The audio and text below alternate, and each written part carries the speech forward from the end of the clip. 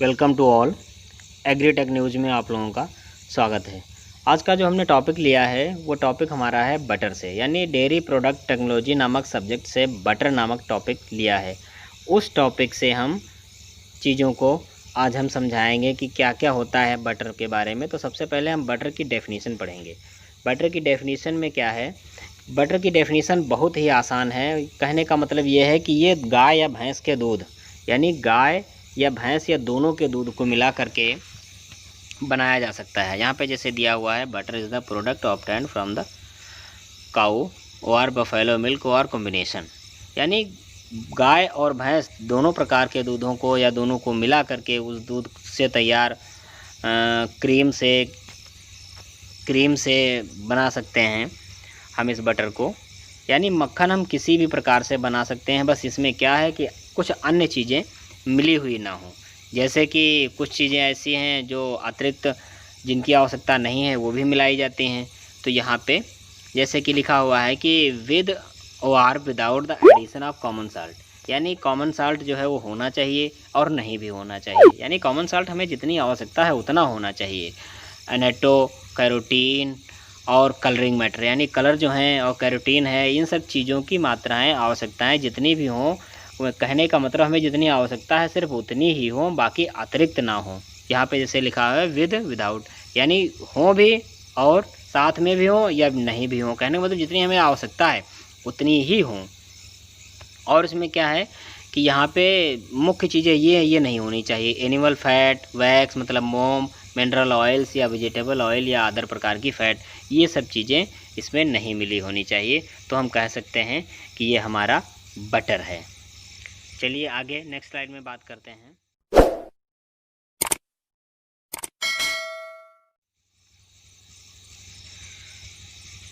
इसमें क्या क्या होना चाहिए। कॉमन साल्ट जो है और प्रिजर्वेटिव जो है, आवश्यकता अनुसार प्रिजर्वेटिव हम मिला सकते हैं, और जो कलरिंग मैटर है वो भी मिला सकते हैं, और चाहें तो जो भी चीज़ें हैं ये ऐड कर सकते हैं। जैसे कैरोटीन है, कहने का मतलब है जितनी चीज़ों की आवश्यकता है उतना ही हम ऐड करेंगे। यानी कॉमन साल्ट जो है, कॉमन साल्ट की बात करते हैं, कॉमन साल्ट 2.5 से 3% तक ऐड किया जाता है। बाकी कलरिंग मैटर बहुत कम ऐड किया जाता है, और आवश्यकता अनुसार कलर हम ऐड कर सकते हैं, क्योंकि कलर जब अच्छा होगा तो मार्केट का उसका रेट भी अच्छा होगा। और हम आगे बात करते हैं, इसमें जो कंटेंट्स होते हैं less than 80% of weight in milk fat, यानी दूध के उसके मक्खन के अंदर जो फैट होगी वो 80% से बिल्कुल कम ना हो, और इसके अंदर जो कर्ड की मात्रा होगी, यानी कि जब हम चर्निंग करते हैं, मथते हैं दही को या क्रीम को, रैपनिंग कर लिया है तब उसके बाद मथाई करते हैं, तो जो हमारा बटर तैयार होता है उसमें नीचे थोड़ी सी कर्ड रह जाती है, यानी मक्खन उसका मट्ठे का या छाछ का कुछ अंश उसमें आ जाता है, उसी को हम कर्ड कहते हैं। यानी दही का कुछ अंश आ जाता है, उसी को हम कर्ड कहते हैं। तो वो चीज़ नहीं रहनी चाहिए, 1.5% से ज़्यादा नहीं होनी चाहिए।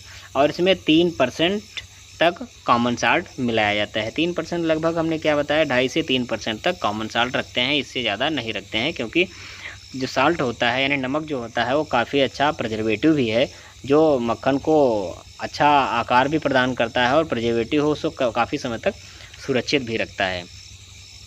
और इसमें कुछ डाइएसिटाइट की मात्रा जो होती है वो भी 4 ppm से कम नहीं होनी चाहिए, इससे ज़्यादा, कहने का मतलब इससे ज़्यादा नहीं होनी चाहिए। और भी काफ़ी तत्व हैं, जैसे कैल्शियम हाइड्रोक्साइड है, सोडियम बाइकार्बोनेट है, सोडियम कार्बोनेट है, सोडियम पॉलीफॉस्फेट है, इन चीज़ों को भी आवश्यकता अनुसार ऐड कर सकते हैं, और इनकी मात्रा भी बहुत कम रहती है, लगभग 0.2% तक की। तो चलिए आगे और चीज़ों की बात करते हैं। कंपोजिशन से पहले हम इसका इंट्रोडक्शन की बात कर लेते हैं। इसके इंट्रोडक्शन में क्या है कि इस इंट्रोडक्शन में जो मुख्य चीज़ें हम बात कर लेते हैं। विश्व में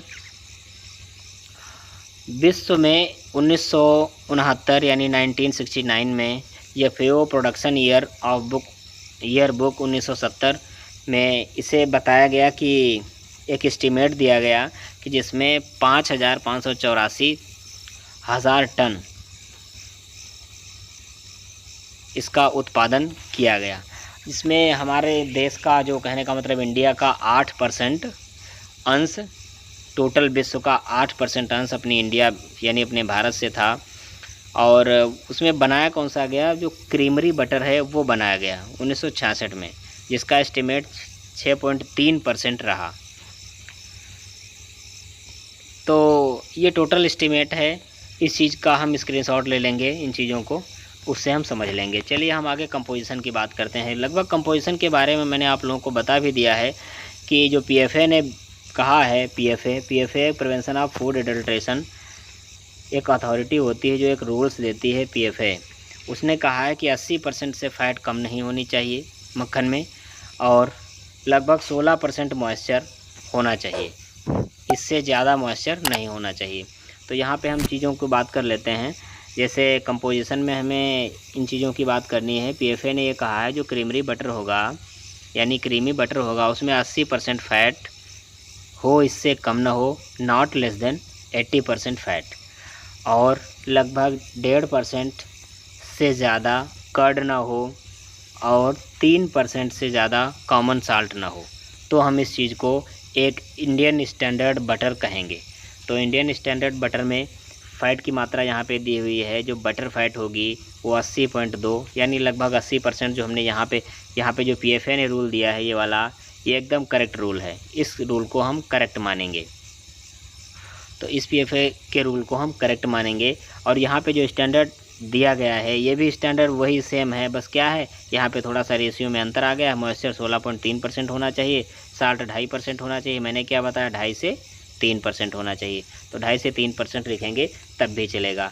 कर्ड क्या बताया, कर्ड हमने वहाँ पे PFA के रूल्स में आप लोगों को बताया कि 1.5% होना चाहिए, तो यहाँ पे लिखा हुआ है, तो इसको हम से करके लिख लेंगे कि 1 से 1.5% तक होना चाहिए।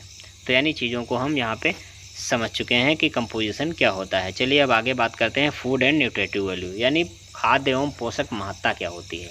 खाद्य एवं पोषक महत्ता क्या होती है कि मक्खन में कौन कौन से मुख्य पोषक तत्व होते हैं जो हमारे शरीर को काफ़ी लाभ पहुंचाते हैं, या इनका हमारे शरीर में अच्छा वर्क है।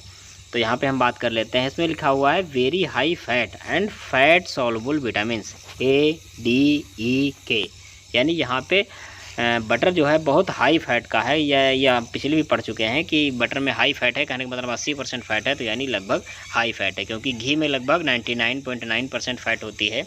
तो जहाँ पे 99% फ़ैट है, तो उस हिसाब से देखा जाए तो इसमें भी, बटर में भी 80% फ़ैट है, तो यानी बहुत ही अच्छा एनर्जी गिविंग फूड है एक प्रकार से। और फैट सॉल्युबल विटामिन्स ADEK, ये वसा में घुलनशील विटामिन्स हैं।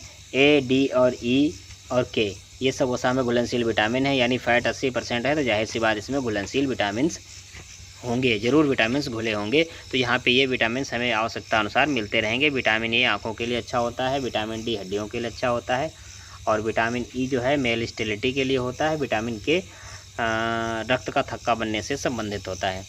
तो अगर यहाँ पे जैसे कि इस फैट सॉल्युबल विटामिन की बात आई है, तो हम यहाँ पे आपको वाटर सॉल्युबल विटामिन भी बता देते हैं। वाटर सॉल्युबल विटामिन 2 विटामिन है, B और C। बी में आता है तुम्हारा बी कॉम्प्लेक्स ग्रुप, और सी आपका स्कार्बिक एसिड होता है। तो हमें पता है यहाँ से कि आप लोग पूरी चीज़ों को समझ चुके होंगे। तो वीडियो को लाइक करना बिल्कुल ना भूलें। जो दोस्त हमारे चैनल पे नए आए हैं वो चैनल को सब्सक्राइब अवश्य कर लें, उसके साथ में बेल आइकन ज़रूर दबाएं, ताकि उन्हें नोटिफिकेशन समय से मिलती रहे और सबसे पहले मिले। ओके, थैंक यू दोस्तों, जय हिंद।